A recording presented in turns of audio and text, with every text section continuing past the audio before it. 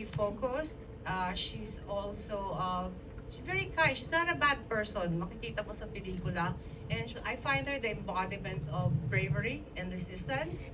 And kahit sa panahon na yun, the women were not really, it's a man's world. And it's somehow hanggang ngayon.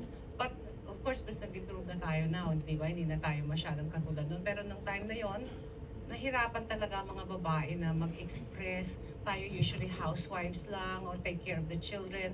Hindi tayo makapagsalita ng gusto nating sabihin. So, sa panahon na yun, makikita mo yung bravery ni Sisa na yun, yung kanyang, gusto niyang lumaban talaga.